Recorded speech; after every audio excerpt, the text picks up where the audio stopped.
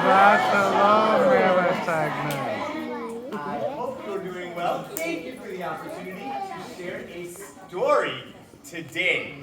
Our Torah portion this week is Parashat Shmini, and in our Parsha, we are talking about some animals we're allowed to eat, some animals we're not allowed to eat, and really it helps us appreciate the holiness of animals. And it reminds me of a story from the Midrash, a story about a rabbi and his cows. Every single Sunday, the rabbi would wake up, he would say hello to his cow, he'd pet his cow, he'd feed his cow. The cow would go out and would work for the day. The rabbi would study and teach. And then at night, the rabbi would come back, feed the cow again, caress the cow, and say good night to the cow.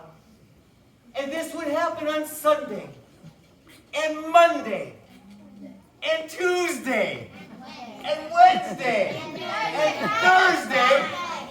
But Friday was a little different. Friday, he would milk the cow, have some milk for Shabbat, and then in the afternoon, well before the sun set, he would tell the cow to stop working. Bring the cow in, because Friday night is the start of Shabbat. So he would get extra hay for the cow to eat. He would give the cow bananas as a special Shabbat treat. And on Saturday, neither the rabbi nor the cow would work. And this is what would happen every day and every week. The rabbi and the cow, they would work, they would study, they would learn, they would teach, except for Shabbat, when they would rest, they would refresh, and the cow would get special bananas as a Shabbat treat. Sometimes things in life are good, and sometimes things are challenging. And there came a time when the rabbi was having a hard time paying his bills. So very sadly, he had to sell his cow.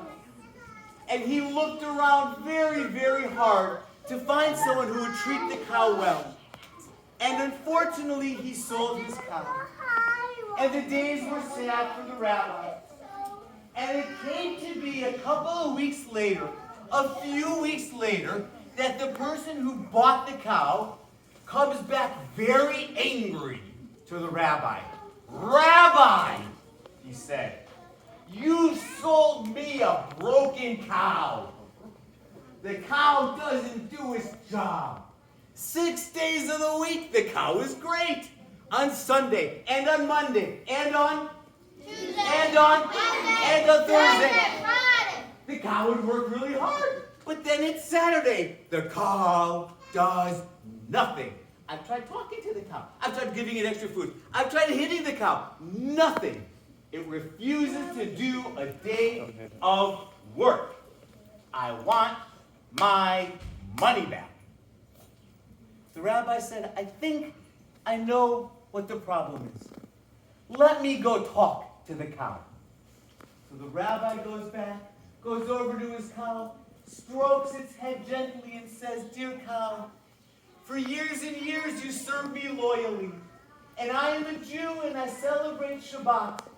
So when you were in my house, you didn't work on Saturday. But now you live with someone who's not Jewish. He doesn't celebrate Shabbat. So you need to work on Shabbat as well."